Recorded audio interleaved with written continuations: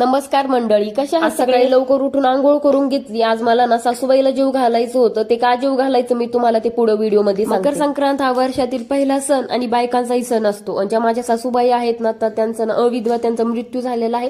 तर मग प्रत्येक संक्रांतीला ना त्यांना जेवायला जेवायला माझी ताईच असते. पण ह्यावेळेस ताईला ना उपवास होता मंगळवार, तर तिला काही जमलं नाही. मग मी ना गाईच्या पोटीच दिले नैवेद्य. सासूबाईला नैवेद्य देऊन झालं होतं. आणि आज मला माझ्या केसांवर ना अतिच प्रेम उतू चाललं होतं. आज दुपारी मला ना व्हाईट सॉस पास्ता बनवायचा होता. तर त्याच्यासाठीच ना मी एक टोमॅटो आणि कांदा घेतला.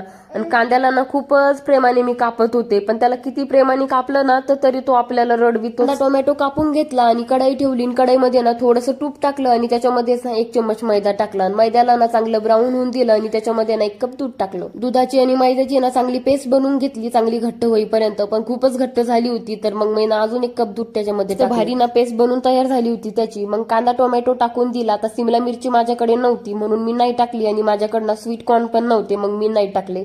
आणि हा पास्ता मसाला ना मी आणून ठेवला होता, मग तो पास्ता मसालाही मी त्याच्यामध्ये टाकून त्याला मिक्स करून घेतला. आणि बॉईल झालेले सगळे पास्ता त्याच्यामध्ये टाकून दिले. आणि बॉईल करताना पास्ता मी त्याच्यामध्ये मीठ पण टाकलं होतं. आणि ऑलरेडी पास्ता मसाला मध्ये सुद्धा मीठ होतं. अच्छा हो गया भाई, मैंने नमक ना कम डाला था, वरना मेरा पास्ता ना सारा खारा खारा हो जाता. आणि सिरियसली हा जसा हॉटेलमध्ये पास्ता लागतो ना खायला, व्हाईट सॉस पास्ता, सेम तसाच लागत होता खायला. सॉस तर बनलाच होता आणि मी ना 1 बाईट खाऊनच बघितली होती. तेवढ्यातच ना आदू उठून पण गेला. आता झोपेतच आहे तरी पण ना त्याला पास्ता खायचा. चला मग भेटूच आपल्या उद्याच्या ब्लॉग मध्ये. आपल्या पेजला फॉलो करा आणि युट्यूब वरून बघत असाल तर आपल्या चॅनलला सबस्क्राईब करा. चला मग बाय.